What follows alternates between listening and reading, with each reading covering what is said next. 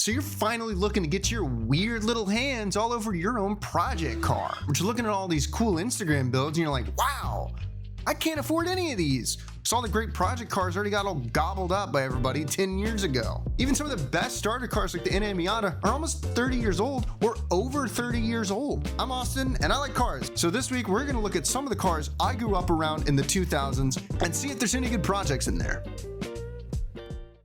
Infiniti G35. I'm showing my hand a bit here with it, but it really and truly is one of the best bang for your buck cars you can get. It's a reliable Nissan power plant that is either the exact same as the 350Z or pretty dang similar. 350 is a car I would love to recommend to everybody, but it's just gotten a little too expensive over the years. Meanwhile, you get the option of something that shares a platform with it and a lot of parts. Sharing a lot of parts also means it gets plenty of aftermarket support. I mean, just go look at Z1. The G35 and the 350Z have so much aftermarket support and giant communities behind them. You can find some of these under 10 grand, sometimes around 7 to 8. And I know that sounds like a lot of money, but that's just kind of how much a decent project car is these days. So sorry to be the bearer of bad news. The only really big difference between the G35 and the 350Z is the fact that one of them has a nicer interior and one of them has back seats. And that's the cheaper one. Volkswagen Golf GTI. This is the project car you can get to convince your mom you're trying to be an adult. Meanwhile, you're having devious little thoughts about waking up the whole neighborhood at 3 a.m.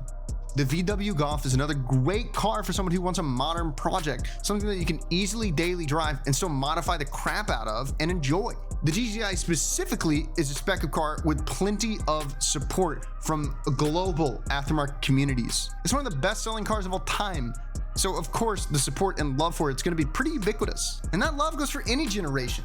The community rallies behind every single mark of the Golfs. Mark 1, 2 to I think we're on 8 or 9 now. The ones we're going to be looking at for today's video are the Mark 4 and 5. The Mark 5 is a little more expensive, so I'm even going to narrow it down more to the Mark 4. If you're looking to get the Mark 4, try and look out for a VR6. Makes about 200 horsepower and makes a fantastic sound. Now Mark 4s might be getting a little hard to find, especially over something like the Mark 5, because they're about the oldest car I'll talk about on this list. But due to the fact of their age, they're getting cheaper and they smell like crayons. Ford Mustang GT. Look, I know I'm literally telling people to go out and attack crowds, and there's very good reason that these should be considered a lethal weapon around any car show and a public danger. They are cheap power. Probably one of the cheapest modern-ish V8s you can get your hands on. The S197 chassis of the Mustang makes a solid 300 horsepower with a V8 option. Now, I know the 4.6 modular isn't the most loved V8 in the world, I get it. But if you want a V8 muscle car over anything else, this is a great entry point. I know the Coyote's better, but everything with the Coyote in it is all double the price. You just can't get them. Hopefully in a couple years, I can start recommending the S550, which is the generation after this one, with the 5.0, or even being able to start recommending the EcoBoost, which is getting close to affordable. And if you could stand to not have a V8 in your Stang, the inline 4 EcoBoost is a great engine. You just may want to wait a couple years on it. Mazda RX-8. I know I just made a whole video about the Mazda RX-7 and rotaries, so I'm not going to go too deep into this. And I know I ended it by saying the Mazda RX-8 never really hit the same high points as the RX-7. However, it is still the most powerful naturally aspirated two-rotor you can possibly get ever. This is arguably the most dynamic and best driving experience you can get on any car in this list. I haven't driven every car, but I have driven an RX-8, and they are pretty good fun. You want a car built for driving dynamics and autocross, the RX-8 is a fantastic pick. It shares a chassis with the 3rd gen Miata, and while the 3rd gen Miata is a bit fat for a Miata, for an RX-8, it really does carry its weight pretty well. You get a pretty uniquely styled car as well, complete with suicide doors. You know, like a Rolls Royce. You also get an engine that revs up to 8,500 RPM and makes 232 horsepower. That's pretty sick. And it's one of the cheaper cars still on the list. You can find a pretty good example of it for 6 grand. So why didn't I recommend this one only? Well, nobody knows how to work on them anymore. If something goes really wrong, you just kind of have to find a specialist. And you cannot get the automatic version of them. They make less power, and since they don't rev as high, it doesn't keep the engine as healthy. So to get the most out of this car, you gotta find a manual. But I really don't think that's too big of a deal. I think the RX-8's a steal, and I would really recommend you go find one. Honda Civic SI. Do you want a rock solid car you can just beat on? Do you want a fantastic daily driver? Do you want to have something that's fun but would still kind of blend in with the crowd? Then you want a Honda Civic SI.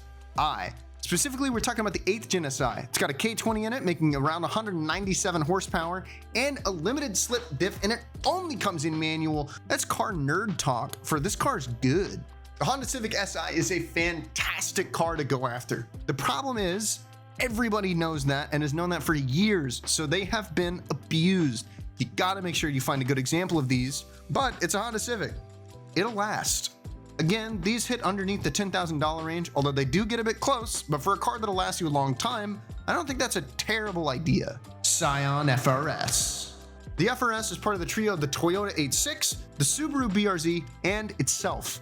This was a joint developed car with Subaru and Toyota, and it is designed to give a cheap, rear-wheel drive sports car to the masses. In the States, we didn't actually get the 86 until 2017, when they killed off the FRS. But it's still Toyota parts, it's the exact same car, so don't worry about maintenance, people still work on them. And the Subarus tend to hold their value a bit better, so definitely look for an FRS instead.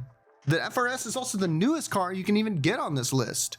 The only real downside of it is the Subaru Boxer engine can be a bit anemic since it has no turbo, but that also means it's reliable. And there's plenty of options out there you can do to stick a couple extra ponies in there. Even a simple flash tune can wake this car up, and I cannot recommend it enough. There are dozens of other great starter cars, and I really don't have time to go over all of them. If you got a project car you think I missed, make sure to tell me in the comments below. The real best tips I can honestly give for getting a project car, you gotta be patient, look for a good deal. The first deals you find are probably not the cars you wanna get immediately. If you can wait long enough, try to buy a car in the colder months. They tend to get cheaper around winter time. And try to not fall in love with the car before you've even seen it. That'll always end bad. All right, and that's my list. Thank you so much for watching. Again, trying something new for this channel since this is a class project at the moment.